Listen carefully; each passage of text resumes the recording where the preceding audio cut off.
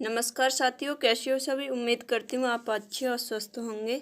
मैं शशि रानी स्वागत करती हूँ अपने यूट्यूब चैनल एजुकेशन पॉइंट 2.0 में। आज की वीडियो आपके लिए बहुत महत्वपूर्ण होने जा रही है, जिसमें मैं बात करूँगी सिस्टम प्रश्न पत्र हिंदी के ऑब्जेक्टिव क्वेश्चन के बारे में। तो पहला क्वेश्चन है, पत्र पत्रिकाएँ सीखने में बड़ों को पढ़ने की वस्तु है, या साधक है, या बाधक है, या त्रुटियों को बढ़ावा देती है। तो इसका राइट आंसर है बी, साधक है, क्योंकि सामाजिक संवेदनाएं मिलती हैं पत्र पत्रिकाओं की भाषा के सीखने में, और अलग अलग तरीके से भाषा को पहचानने में मदद मिलती है। ठीक है। अगला क्वेश्चन है, भाषा स्वयं में एक विषय मात्र है, या संप्रेषण का एकमात्र साधन है, या एक नियमबद्ध व्यवस्था, या एक जटिल चुनौती है। तो इसका राइट आंसर है स, एक नियमबद्ध व्यवस्था है। ओके। अगला क्वेश्चन है, भाषा का प्रयोग होता है, भाषा का प्रयोग होता है केवल परीक्षा में होता है, या केवल पाठ्य पुस्तकों में होता है, या केवल मुद्रित सामग्री में होता है, या जीवन के विभिन्न संदर्भों में होता है। तो इसका राइट आंसर है द, जीवन के विभिन्न संदर्भों में भाषा का प्रयोग होता है, क्योंकि बोलचाल में भी करते हैं, लिखने में, पढ़ने में, जहाँ सुनने में, हर तरीके से भाषा का प्रयोग हमारा किया जाता है। ठीक है। अगला क्वेश्चन है, भाषा की पुस्तकें अभ्यासपरक ही होनी चाहिए, या साधन है, या साध्य है, या भाषा सीखने का एकमात्र संसाधन है। तो इसका राइट आंसर होगा ब, साधन है। भाषा की पुस्तकें क्या है, एक साधन है। ठीक है। अगला क्वेश्चन है, बच्चों के आकलन का सर्वाधिक प्रभावी तरीका है। तो प्रभावी तरीका प्रश्न पूछना और पढ़ी गई सामग्री पर प्रतिक्रिया व्यक्त करना, या श्रुतलेख, या लिखित परीक्षा या प्रश्नों के उत्तर देना। तो राइट आंसर है स, क्यों लिखित परीक्षा, लिखित परीक्षा से लेखन सामग्री से हमारा जो त्रुटियां होती हैं वो सारी कम होती हैं। ठीक है। और जैसे बोला जाता है, जैसे एक है उज्ज्वल, उज्ज्वल, उज्ज्वल को बोलते हैं, लेकिन बोलने में तो उज्ज्वल ऐसे बोल देते हैं, लेकिन लिखा कैसे जाता है, इसका शुद्ध कैसे, उज्ज्वल। ठीक है। तो ऐसे लिखा जाता है। ठीक है। तो ये शुद्ध होता है। तो लिखने में और बोलने में बहुत अंतर होता है। तो लिखने से ही वो जो भाषा का आकलन सर्वाधिक प्रभावी तरीका होता है। ठीक है। अगला क्वेश्चन है, भाषा सीखने का उद्देश्य है विभिन्न स्थितियों में भाषा का प्रभावी प्रयोग करना, या अपनी बात कहना सीखना, या दूसरे की बात सीखना, या कोई नहीं। तो इसका राइट आंसर है अ, विभिन्न स्थितियों में भाषा का प्रभावी प्रयोग करना। ठीक है। अगला क्वेश्चन है,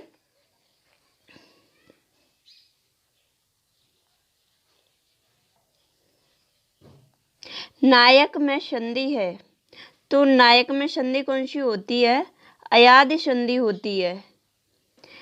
और इसमें देखो, आपको बहकाने के लिए ये द्वंद्व संधि, द्वंद्व संधि कोई नहीं होती, द्वंद्व समास होता है। यट संधि तो होती है, गुण संधि होती है, द्वंद्व संधि कोई नहीं होती। अयाद संधि होती है इसमें नायक में, क्योंकि नायक की बनेगी नौ प्लस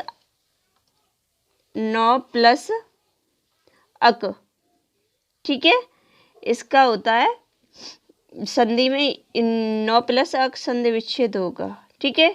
अगला क्वेश्चन है, धरती और आकाश के बीच का स्थान है। तो अंतरिक्ष, या धरा, या वसुंधरा, या पृथ्वी। तो इसका राइट आंसर है अंतरिक्ष। ठीक है।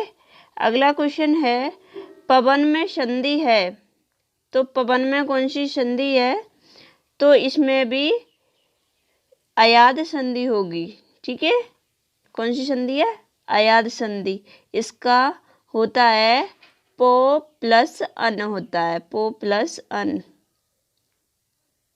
पो धन अन, ये होता है अयाद संधि का। ठीक है।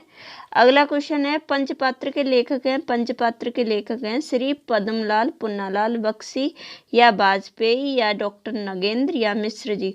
तो इसका राइट आंसर है ए, श्री पद्मलाल पुन्नालाल बख्शी जी हैं। ठीक है। अगला क्वेश्चन है, परिमल काव्य के रचयिता थे। तो कबीर, बाबू गुलाब राय या महादेवी वर्मा या सूर्यकांत त्रिपाठी निराला। तो इसका राइट आंसर है द सूर्यकांत त्रिपाठी निराला जी किसके परमल काव्य के रचयिता थे। ठीक है, अगला है अंधे के हाथ बटे लगना का अर्थ है बेतुका मेल मिलना या बिना कुछ किए फल की प्राप्ति या व्यवहार में स्पष्टता या इनमें से कोई नहीं। तो इसका राइट आंसर है बी, बिना कुछ किए फल प्राप्त करना। अंधे के हाथ बटेरना, क्योंकि अंधा को दिखाई तो देगा नहीं, लेकिन बटेर हाथ लग जाएगी तो क्या होगा कि इसने कोई कार्य तो किया नहीं है, लेकिन हाँ चिड़िया भी पकड़ ली इसने। ठीक है, अब अगला क्वेश्चन है 13वां, दूध का दूध और पानी का पानी, दूध का दूध पानी का पानी से क्या तात्पर्य है। तो इसका तात्पर्य होता है गुणगान करना या पीना या दूर की बातें या सच्चा न्याय। तो इसका होता है सच्चा न्याय। ठीक है, अगला क्वेश्चन है हमारा आँख का कांटा से तात्पर्य है तो गप्पे लगाना या दुश्मन या गलत व्यवहार करना या इनमें से कोई नहीं। तो इसका राइट आंसर है दुश्मन। आँख का कांटा आँखों की तरह ये काटता है। ठीक है, आँखों में मेरे काटता है ये, तो क्या हो जाएगा दुश्मन। अब 15वां है खून खोलना से तात्पर्य है तो प्यार करना, गुस्सा आना या डांटना या इनमें से कोई नहीं। तो इसका राइट आंसर है बी, गुस्सा आना। ठीक है, अगला क्वेश्चन है हमारा राष्ट्रीय पर्व है, हमारा राष्ट्रीय पर्व है 15 अगस्त या 19 अगस्त या 30 जनवरी या इनमें से कोई नहीं। तो हमारा राष्ट्रीय पर्व होता है 15 अगस्त। ठीक है, अगला क्वेश्चन है दीपावली कब मनाई जाती है, माघ माह में या सावन माह में या कार्तिक माह में या फाल्गुन माह में। तो ये मनाई जाती है कार्तिक माह में। ठीक है, अगला क्वेश्चन है गांधी जयंती मनाई जाती है, गांधी जयंती कब मनाई जाती है। तो सबको पता होगा 2 अक्टूबर को गांधी जयंती मनाई जाती है। 19वां है क्या भूलूं कि याद करूं की विधा है, स्मरण या कहानी या आत्मकथा या यात्रा वृत्तांत। ये है आत्मकथा और किसकी है, ये है हरिवंश राय बच्चन जी की। हरिवंश राय बच्चन जी हैं अमिताभ बच्चन जी के पिताजी। ठीक है, ये क्या भूलूं कि याद करूं ये आत्मकथा है। ठीक है, अगला क्वेश्चन है मुंशी प्रेमचंद की वह रचना जो अधूरी रह गई कौन सी रह गई थी, मंगलसूत्र या करबला या रंगभूमि या कर्मभूमि। ये सारी रचनाएं मुंशी प्रेमचंद जी की हैं, लेकिन इसमें पूछिए अधूरी रह गई थी जो पूरी नहीं हो पाई थी, वो है मंगलसूत्र। ठीक है, अगला क्वेश्चन है हमारा घड़ी साज शब्द है, घड़ी साज शब्द देशज शब्द है या संकर शब्द है या भिखारी शब्द है या रूढ़ शब्द है। तो ये होता है देशज शब्द, हमारा देश का ही है घड़ी साज शब्द। ठीक है, अगला क्वेश्चन है रसाल का पर्यायवाची शब्द है, रसाल का पर्यायवाची होता है कोयल का या पान का या आम का या सगा भाई का। तो ये होता है आम का। ठीक है, अगला क्वेश्चन है जिसका जन्म पहले हुआ है का अर्थ है अनुज, अग्रज, भ्राता या पितामह। तो इसका जो पहले जन्मा हुआ है जो बड़ा है उसे कहते हैं अग्रज कहते हैं। ठीक है, अगला क्वेश्चन है आँख का अंधा नाम नयन सुख लोकोक्ति का अर्थ है तो अप्रत्याशित लाभ होना या अनायास सम्मान या आत्म प्रशंसा करना या गुण के विरुद्ध होना। तो इसका राइट आंसर है गुण के विरुद्ध नाम होना, क्योंकि आँख का अंधा है और नाम नयन सुख रख लिया है कि नयनों से बड़ा सुखी है ये। तो क्या हुआ गुण के विरुद्ध जो उसमें गुण नहीं है और वैसा उसका नाम रख दिया गया। ठीक है, अगला क्वेश्चन है हमारा 25वां क्वेश्चन है हमारा पूरी तरह से मना कर देना इसके लिए मुहावरा है अंगूठा दिखाना या अंधे की लकड़ी या अक्ल का दुश्मन या अक्ल पर पत्थर पड़ना। तो इसका राइट आंसर है अंगूठा दिखाना। बीजक नामक ग्रंथ के रचयिता हैं तो बीजक किसने लिखी है। तो दिनकर जी ने या तुलसीदास जी ने या कबीरदास जी ने या सूरदास जी ने। तो ये लिखी है कबीरदास जी ने। ठीक है, बीजक। ठीक है, अगला क्वेश्चन है हमारा मुंशी प्रेमचंद की प्रमुख कृति है, मुंशी प्रेमचंद जी की प्रमुख कृति क्या है, सेवा सदन या निर्मला या करमभूमि या उपयुक्त सभी। तो ये तीनों मुंशी प्रेमचंद जी की कृतियां, उपयुक्त सभी इसका राइट आंसर हो। अगला क्वेश्चन है हमारा, बिहारी सर्वश्रेष्ठ कवि थे। तो भक्ति काव्य धारा के या रीतिकाल की या आधुनिक काल की या प्राचीन काल के। तो ये थे बी, रीतिकाल के सर्वश्रेष्ठ कवि माने जाते हैं बिहारी जी। ठीक है। अगला क्वेश्चन है, भिक्षुक में प्रत्यय है। तो भिक्षुक, उक उक भिक्षुक, तो ये प्रत्यय पीछे लगाए जाते हैं उक, इसमें उक प्रत्यय है। ठीक है। अगला क्वेश्चन है, लघु शब्द का विपरीतार्थक है लघु शब्द का। तो महान होता है या विशाल होता है या दीर्घ होता है या उत्तम होता है। लघु का होता है दीर्घ। ठीक है। लघु का क्या होता है, दीर्घ होता है। और महान का क्या होता है, क्षुद्र होता है या तुच्छ होता है। क्षुद्र या तुच्छ महान का होता है। और उत्तम का क्या होता है, अनुत्तम भी हो जाता है और अधम भी हो जाता है। ठीक है। अगला क्वेश्चन है, पूर्व और उत्तर के बीच की दिशा कहलाती है। तो पूर्व और उत्तर के बीच की दिशा क्या कहलाती है, वातायन या ईशान या वायव्य या क्षितिज।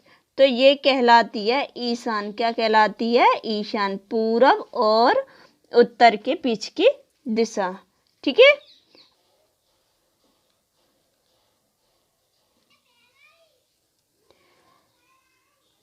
राजा का पर्यायवाची क्या होता है, सेनापति या नृप या किसान या मंत्री। तो इसका होता है नृप होता है इसका पर्यायवाची। अगला क्वेश्चन है हमारा, रचना का अर्थ है। रचना का क्या अर्थ होता है, तो निर्माण या सजाना या नवसृष्टि या उपयुक्त सभी। तो ये होता है उपयुक्त सभी होता है रचना का अर्थ। अगला क्वेश्चन है, कौन सी वर्तनी शुद्ध होगी। तो त्याज, त्याज्य या त्याज्य या त्याज्य। तो इसका राइट आंसर है सी, त्याज्य इसकी शुद्ध वर्तनी होगी इनमें से। ठीक है। अगला क्वेश्चन है हमारा, तो ये रचना के आधार पर क्रिया के कितने भेद होते हैं। तो रचना के आधार पर क्रिया के 5 भेद होते हैं। कौन कौन से होते हैं, वो होता है, एक सामान्य क्रिया होती है, एक होती है संयुक्त क्रिया, एक नाम धातु क्रिया और प्रेरणार्थक क्रिया होती है, और एक पूर्वकालिक क्रिया होती है। सामान्य क्रिया कौन सी होती है, जैसे वह नहाया या आप आए। तो नहाया, आए, ये कौन सी है, सामान्य क्रिया है। और संयुक्त क्रिया कौन सी होती है, वह खा चुका है, जिस खा चुका है। दो क्रिया आ रही हैं, खाना वो और चुका है, ये 2 क्रिया आ रही हैं, तो ये हो गई संयुक्त क्रिया। और नाम धातु क्रिया कौन सी होती है, जैसे हत्याना, शर्माना, अपनाना। ठीक है, ये क्रियाएं होती हैं। और पूर्वकालिक क्रिया कौन सी होती है, जैसे मैं अभी सोकर उठी हूँ। तो सोकर मतलब काम भी हो चुका है उसमें, और उठी हूँ मतलब सोना भी, उठना भी, या हूँ मतलब कितनी क्रिया, 3 क्रियाएं हो गई इसमें पूर्वकालिक क्रिया। ठीक है। अगला क्वेश्चन है, गुफा का तत्सम शब्द है। तो गुफा का होता है गुहा, गुहा होता है इसका तत्सम शब्द। और घर का क्या होता है, गृह होता है। क्या होता है, गृह होता है। और चड़क का मतलब क्या होता है, ये होता है चना। चना का तत्सम क्या होता है, चड़क होता है। ठीक है। अगला क्वेश्चन है, मामा का तत्सम शब्द क्या है। तो मामा का तत्सम शब्द होता है मातुल। और भ्राता को क्या कहते हैं, भाई। ठीक है। और अगला क्वेश्चन है, अचल का विलोम है। अचल का विलोम क्या होता है, तो इसका सचल होता है। अचल का विलोम सचल। ठीक है। अगला क्वेश्चन है, जंगम का विलोम है। तो जंगम का विलोम क्या होता है, तो ये होता है संगम या स्थावर या सत्संग या व्यावर। तो इसका राइट आंसर है स्थावर होता है जंगम का विलोम। ठीक है। अगला क्वेश्चन है, एक अनार 100 बीमार लोकोक्ति का अर्थ है।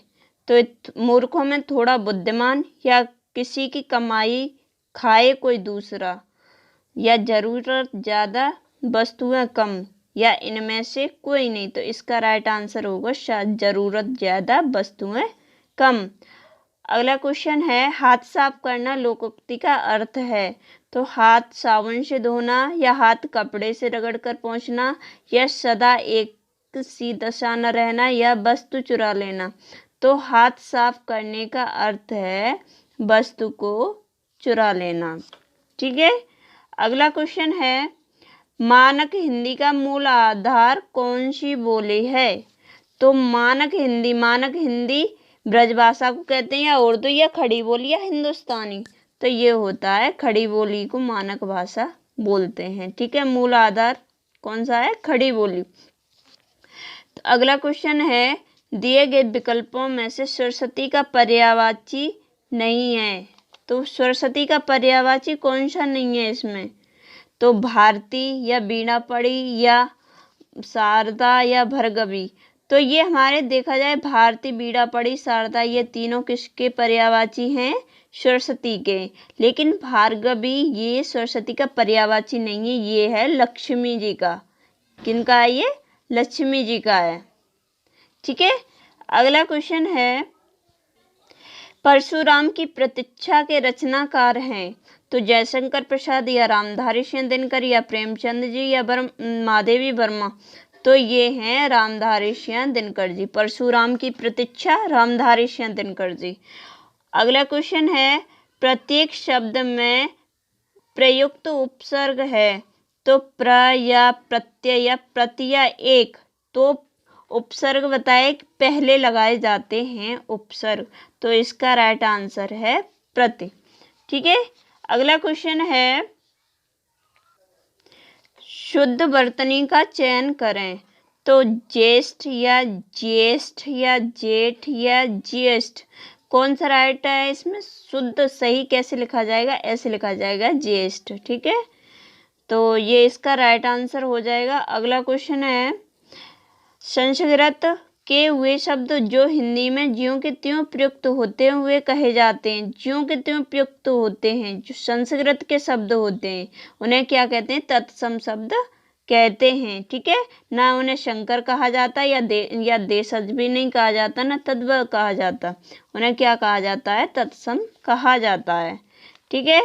अगला क्वेश्चन है, 50वां, निम्न में से संयुक्त व्यंजन नहीं है। तो संयुक्त व्यंजन हमारे ये तीनों संयुक्त व्यंजन है, लेकिन री हमारा संयुक्त व्यंजन नहीं है। ठीक है। तो इसका राइट आंसर द होगा। और अगला क्वेश्चन है, प्रतिदिन में समास है। प्रतिदिन में कौन सा समास है।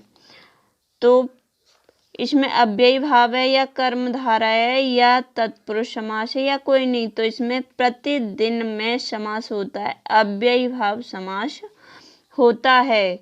पीताम्बर में कौन सा समास है। तो कर्मधारय समास, या तत्पुरुष समास, या द्विगु समास, या बहुब्रीहि समास। तो इसमें है बहुब्रीहि समास, इसका राइट आंसर होता है पीताम्बर।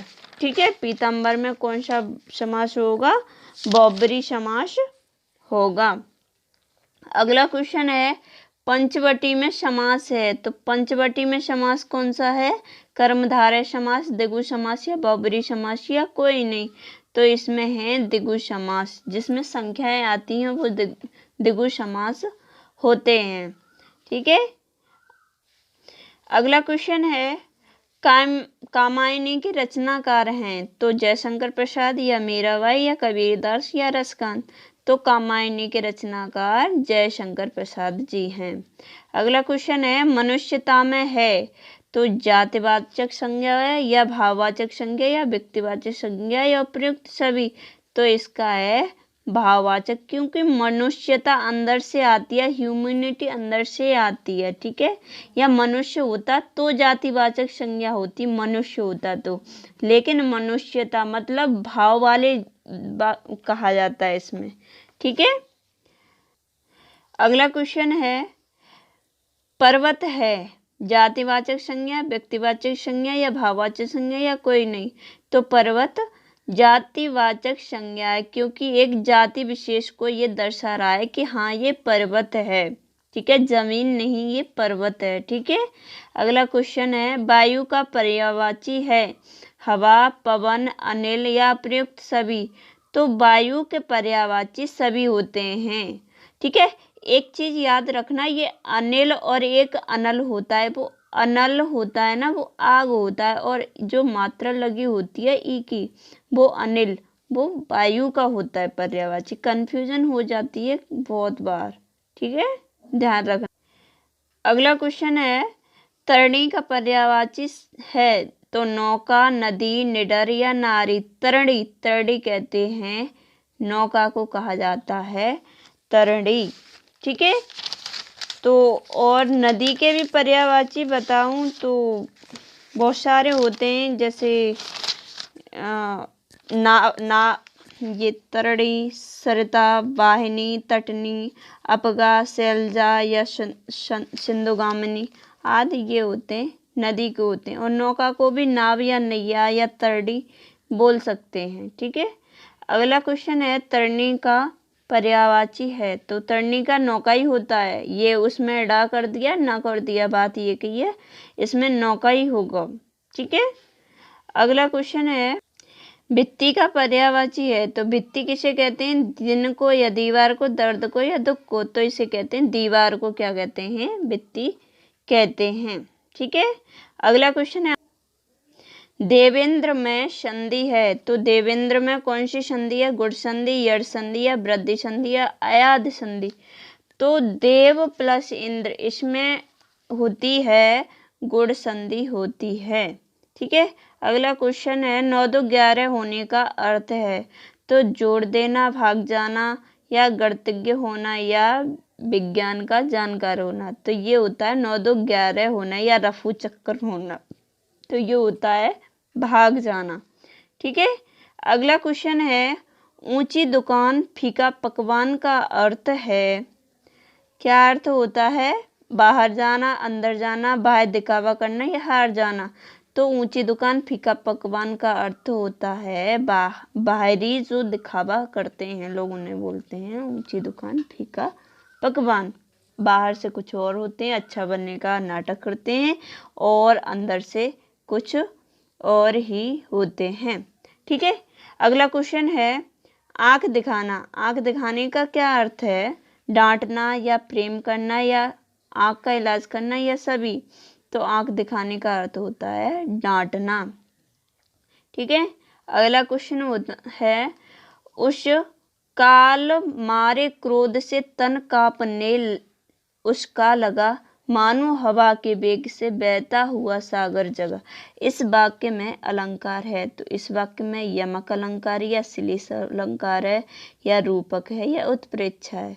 तो इसमें उत्प्रेक्षा अलंकार है, क्योंकि उत्प्रेक्षा अलंकार में देखा जाए तो मानो, मनो जैसे मानने वाली चीजें होती हैं, मनहु, जाना, जानो, जनहु, ज्यों आदि ऐसे वर्ड जो आ जाते हैं, शब्द आ जाते हैं, तो वो किस में आते हैं, उत्प्रेक्षा में। जहाँ उपमेय में उपमान की कल्पना कर ली गई हो वहाँ उत्प्रेक्षा ही अलंकार होता है। समझ गए? ठीक है, अगला क्वेश्चन है, मुख चंद्रमा के समान है, मुख चंद्रमा के समान है, इसमें कौन सा अलंकार है। तो रूपक, उपमा, श्लेष या उत्प्रेक्षा। तो इसमें होता है उपमा, क्योंकि इसमें उपमा की जाती है। उपमा किसकी की जा रही है, मुख, मतलब चंद्र के समान मुख को बताया गया है। ठीक है, तो इसमें कौन सा होगा, राइट आंसर उपमा अलंकार होगा। आशा करती हूँ कि ये वीडियो आपको ज़रूर पसंद आ रही होगी, और ये पसंद आए तो लाइक, शेयर और सब्सक्राइब ज़रूर करें। ठीक है, और कमेंट भी करें क्या कमी है क्या नहीं, तो उससे फिर मैं सुधार करूँ अपना। ठीक है, ठीक है।